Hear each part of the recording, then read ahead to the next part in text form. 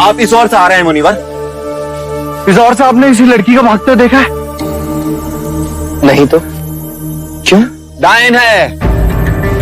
कल रात उसने मदिरा पिला हम तीनों को बेसुध कर दिया।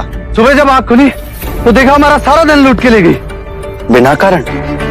मुनिवर, हम उसे आनंद प्रमोद के लिए वाराणसी ले जा रहे हैं। उसने आप सबका बोझ कम कर दिया, पर आप अब तक उसका बोझ उठाए घूम रहे हैं। आप हमारा उपहास कर रहे हैं? उस लड़की से कहीं अधिक चिंतित हम अपने मूल्यवान आभूषणों के लिए हैं। जो लुट गया वो मिलेगा तो नहीं। अरे इतना धन था कि आपने कभी देखा भी नहीं होगा।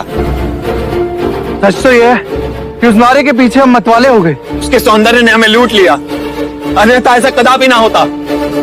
वो तो आप सबको अब भी लूट रही है। धन उसने तुम्हारे बीते काल में चुराया, पर वो तुम्हारा वर्तमान भी लूट रही है।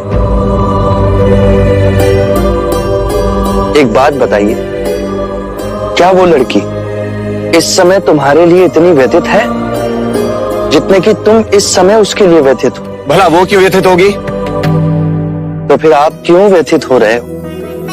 जो लुटा वो भूतकाल में लुटा।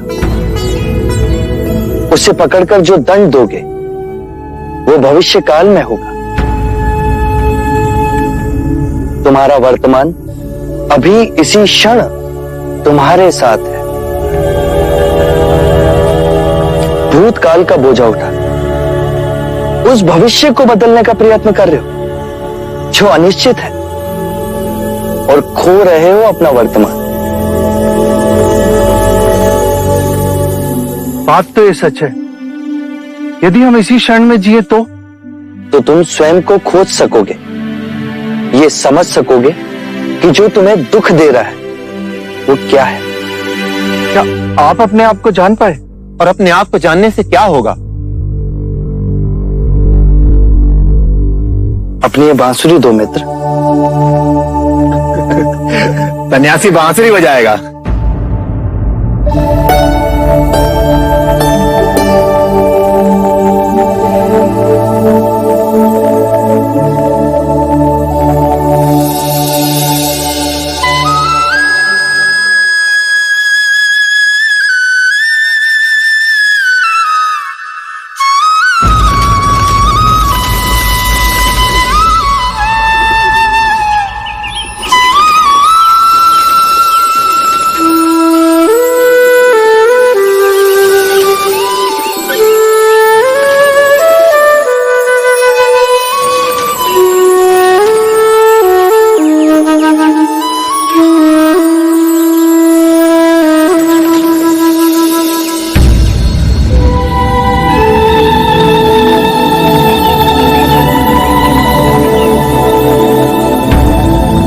आज कितने वर्षों के बाद मैंने बांसुरी को अपने होठों से लगाया है। पहले से अधिक सुरीला हो गया हूं।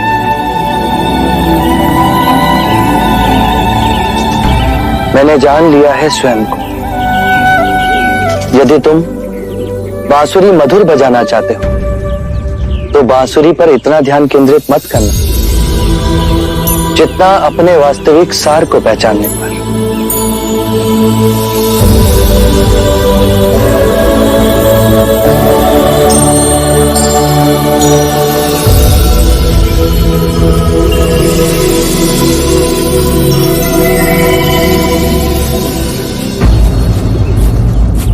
क्या आप मुझे अपनी तरह बांसुरी बजाना सिखाएंगे? मैं स्वयं को खोजूंगा। क्या आप मुझे अपना शिष्य स्वीकार करेंगे? पर मैं तुम्हारा अहंकार लूट लूंगा।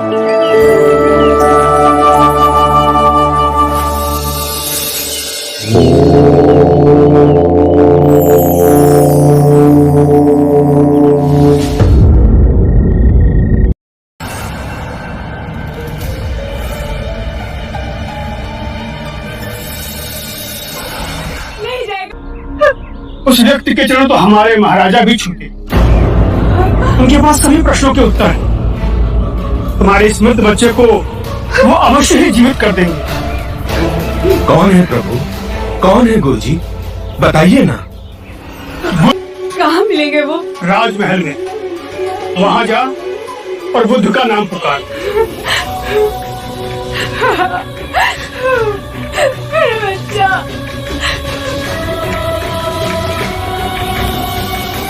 अगर सच में वो पहुंचे हुए महात्मा हैं, तो गौतमी के बच्चे को अवश्य जीवित कर देंगे।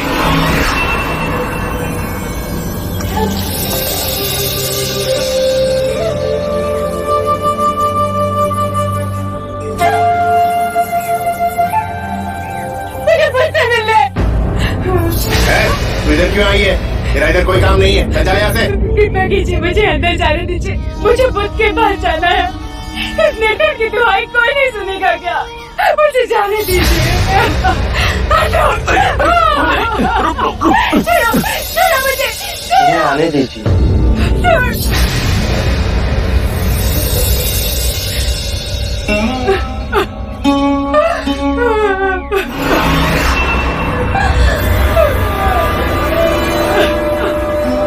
मैं बहुत आशा लेके आई हूँ आपके पास। प्रभु, प्रभु मेरे बच्चे को जीवित कर दीजिए। मेरे बच्चे को लौटा दीजिए प्रभु। इस निर्धन की पीड़ा का निवारण कर दीजिए। मेरे बच्चे को लौटा दीजिए प्रभु। मुझे मेरा बच्चा लौटा दो। मुझे मेरा बच्चा लौटा दो प्रभु। मैं तुम्हारे बच्चे को जीवित कर सकता हूँ, पर उसके लिए तुम्हें एक काम करना होगा। किसी भी एक घर से एक मुट्ठी सरसों के दाने लाने होंगे। हाँ प्रभु, मैं तुरंत लेके आऊंगी। पर एक बात ध्यान रहे, ये सरसों के दाने केवल उसी घर से लाना जिस घर में कभी किसी की मृत्यु नहीं हुई हो। हाँ प्रभु। मेरा बच्चा।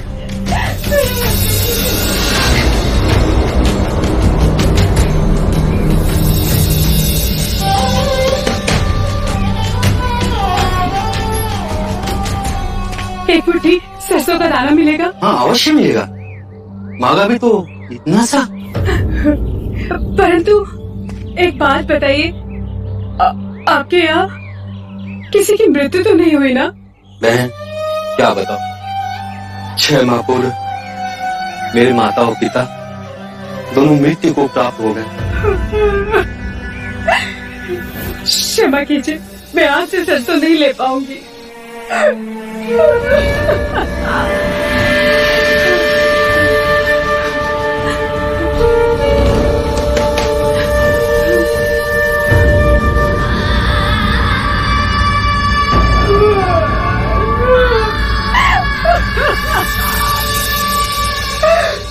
मेरी पत्नी का देहांत हो। मेरा युवा पुत्र मर गया। मेरा पुत्र, मेरी बहू दोनों मर गए। मेरी बीवी, मेरा बच्चा सब बाढ़ में बह गए।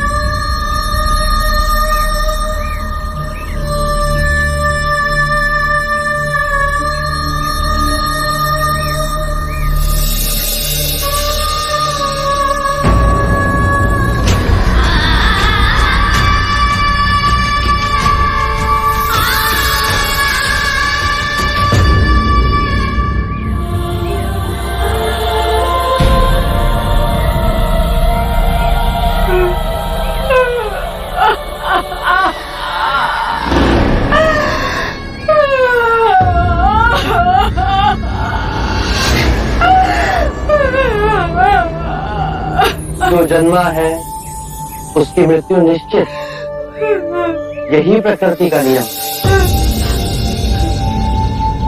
चाहे युवा हो या वृद्ध, या ज्ञानी हो या अज्ञानी, मृत्यु सभी को आनी। ये बात मैं तुमसे पहले कहता तो क्या तुम इसे मानती?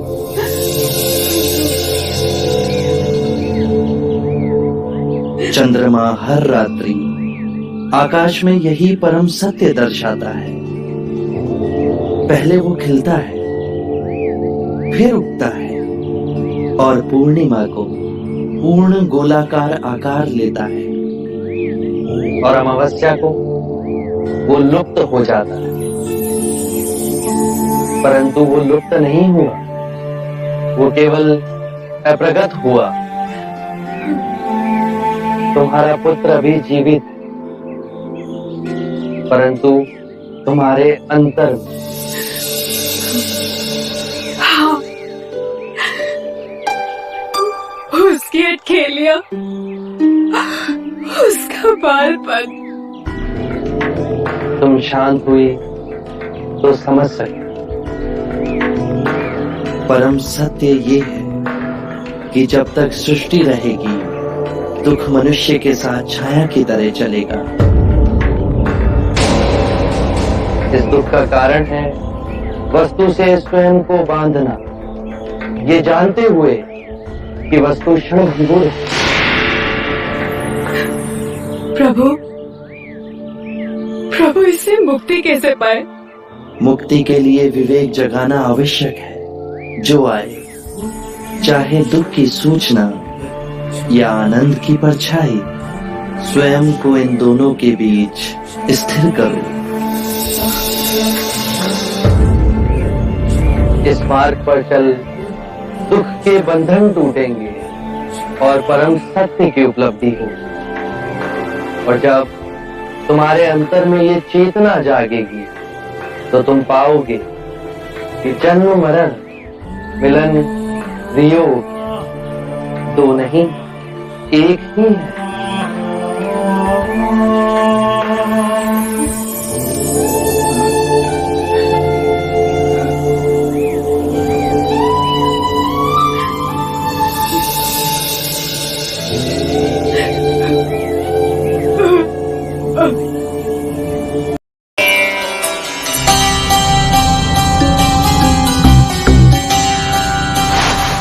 मुझे आपसे कुछ कहना है।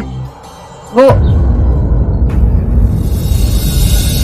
पर आनंद मेरी छाया है आम्रपाली, उसके सामने कुछ भी कहने में संकोच ना करना। मुझे मेरे पुत्र जीवक और कुछ भिक्षुओं से ये सूचना मिली है कि देवदत्त आपके प्रति विरोध की लालसा रखता है। ये सुनते ही मैं चिंतित उठी और आपसे मिलने चली आई। और जिसके संरक्षण में देवदत्त ये साहस कर रहा है वो और कोई नहीं पर अजात शत्रु है। अजात शत्रु आपका प्रभाव कम करना चाह रहा है और देवदत्त आपका स्थान ले आध्यात्मिक गुरु बनना चाह रहा है। ये दो स्वार्थी मिलकर षड्यंत्र रच रहे हैं आपके विरुद्ध। यही बहत है मेरा तथागत। भिक्षु देवदत्त अच्छा वक्ता है, उसने कई भिक्षुओं को दीक्षा दी और सब उनसे बड़े प्रभावित भी हैं, उनका सम्मान करते हैं। आप सत्य कह रहे हैं। मैंने तो यहाँ तक सुना है कि देवदत्त आपके साधना मार्ग पे प्रश्न खड़े कर रहा है और आपकी साधना में त्रुटियां निकाल रहा है। आपके मार्ग को संशोधन का नाम देकर हर स्थान में भिक्षुओं को उकसा रहा है और कहता है कि आपकी सिखाने की प्रक्रिया आजकल के युवाओं के अनुरूप नहीं। जब जब संसार में स्वार्थ का विष फैलाया जाता है तो सदैव युवा वर्ग की आड़ में ही स्वांग रचाया जाता है। युवा जो बुद्धिहीन है, विवेक जिनके अंदर अभी जागा नहीं, और इस धूर्तता में अजात शत्रु देवदत्त का सहभागी है। अजात शत्रु ने गैसेसा वन भिक्षा में देवदत्त को दिया, भोजन और जल की व्यवस्था भी की। सैकड़ों भिक्षु जुड़ गए हैं। वो आपके संग में फूट डालकर एक दूसरा संग बनाने जा रहे हैं। बुद्ध, आपके उपदेश का समय हो गया है। मैं आज्ञा चाहती हूँ। आपके लिए बहुत चिंतित बहुत भय हो रहा है। जीवन का रहस्य है भय से मुक्त होना। कल क्या होगा किसी को नहीं पता। मेरा क्या होगा, तुम्हारा क्या होगा। आम्रपाली, किसी पर भी निर्भर ना होना। जब तुम भय को अस्वीकार करोगी तो तुम्हें पूर्ण मुक्ति मिलेगी।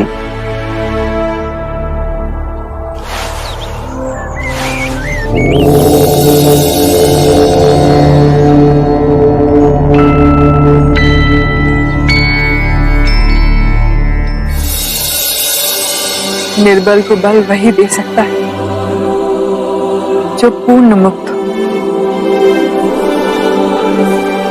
और वो केवल आप है बुद्ध।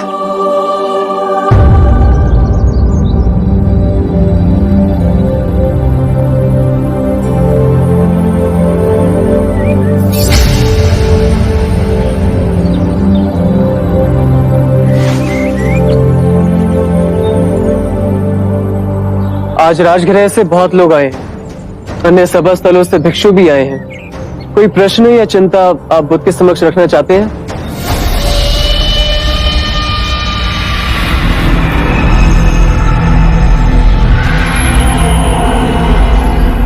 आप भिक्षुओं को इच्छा रहित और सादगीपूर्ण जीवन जीने की शिक्षा देते हैं, किंतु आज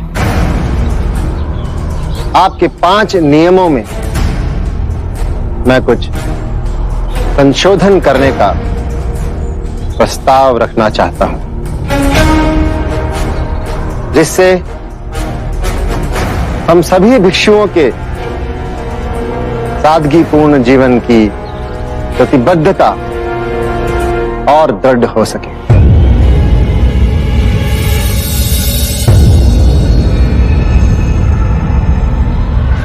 एक, सभी भिक्षुओं का वन में ही रहना अनिवार्य हो। गांव में जाकर रहना या सोना प्रतिबद्ध। दूसरा, भिक्षा में जो भी मिले भोजन के रूप में भिक्षु केवल उसे ही ग्रहण करे। किसी के घर से भोजन के निमंत्रण को स्वीकार ना करें। तीसरा, भिक्षु फटे पुराने कपड़ों को सीकर केवल उन्हें ही अपने वस्त्र के रूप में ग्रहण करे। किसी के द्वारा भेंट में दिए गए वस्त्र ग्रहण ना करें। चौथा, निद्रा हेतु भिक्षु केवल वृक्ष के नीचे ही सोए। कुटिया या भवन का उपयोग ना करें। और सबसे अधिक महत्वपूर्ण ये 5वां संशोधन मैं देना चाहता हूं कि सभी भिक्षु केवल शाकाहारी भोजन ही करें। देवदत्त, मैं तुम्हारे नियमों की अनिवार्यता स्वीकार नहीं कर सकता। जो भिक्षु केवल वनों में रहना चाहते हैं उन्हें इसकी अनुमति है।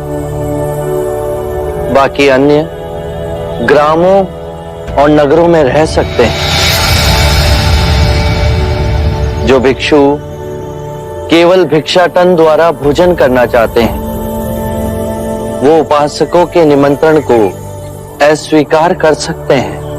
अन्य को स्वतंत्रता है कि वो उपासकों के निमंत्रण को स्वीकार कर सकते हैं।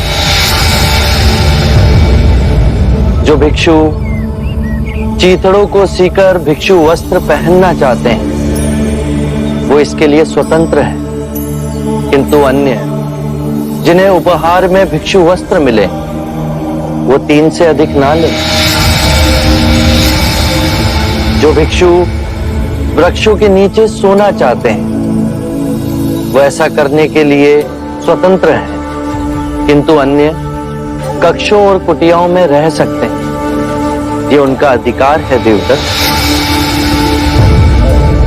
जो भिक्षु शाकाहारी भोजन करना चाहते हैं उन्हें इसकी अनुमति है, किंतु अन्य जो मांसाहारी ग्रहण करना चाहते हैं वो मांसाहारी ग्रहण कर सकते हैं, किंतु उनके भोजन के लिए किसी भी जीव की जीव हत्या नहीं की गई हो।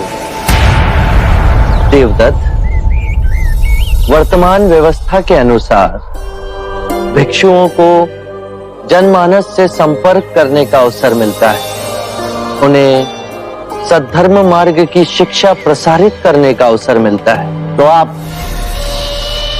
मेरे संशोधनों में त्रुटियां निकाल रहे हैं। त्रुटियां तो आप निकाल रहे हैं देवदत्त। मैं बुद्ध से बात कर रहा हूं। तो आप मेरे ये संशोधन स्वीकार नहीं करेंगे। देवदत्त, मैं तुम्हारे संशोधन को अस्वीकार करता हूं।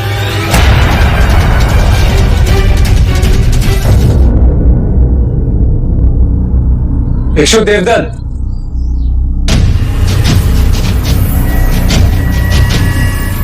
आपको पता भी है आप क्या करें भिक्षु देवदत्त? बड़े भाई से ऐसे बात करते आनंद? मनुष्य बड़ा अपने कर्मों से होता है, और बड़े भाई जैसा कौन सा कार्य कर रहे हैं आप? आप पद भ्रष्ट हो तो क्या संघ को भी पद भ्रष्ट करोगे? मैं तो इस नई पीढ़ी को एक नई दिशा दे रहा हूं, एक नई सोच। ये क्या बात है? यदि आप बुद्ध के समक्ष अपने मन की बात रखेंगे तो बुद्ध का अपमान हो जाएगा। बुद्ध आपके मान सम्मान से बहुत ऊपर है। फिर भी माननीय देवदत्त के 5 नियमों को बुद्ध ने ठुकराया।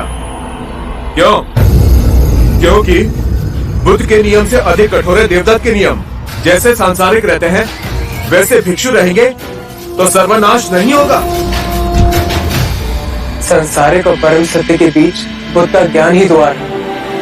यदि संसारिक की अवहेलना की तो न जाने कितने सारे मनुष्य परम ज्ञान से वंचित रह जाएंगे। ये आप समझ नहीं पा रहे। बड़े कोमल हो गए, लेकिन ध्यान रहे तपश्चर्य बड़ा कठिन है, कठोर, और हम सब इसी कठोर राह पे आगे बढ़ रहे हैं।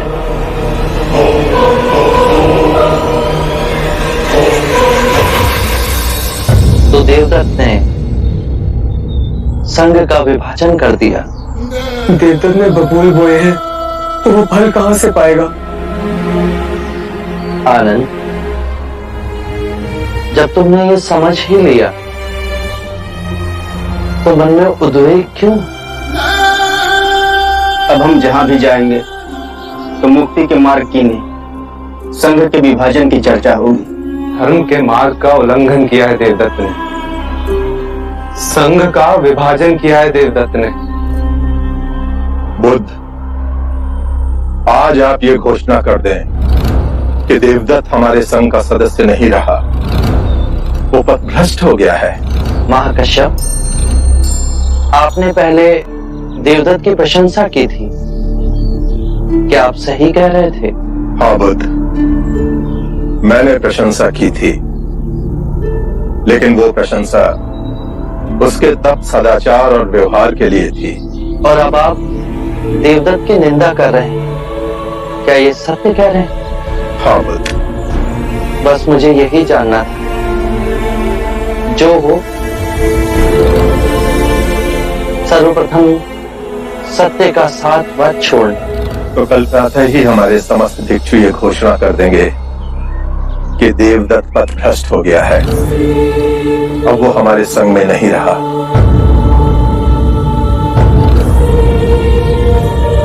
आप दोनों इतने चुप क्यों हैं?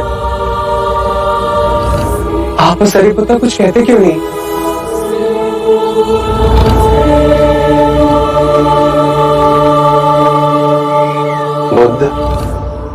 मैं और मोगलाना देवदत्त के संग में जा रहे हैं।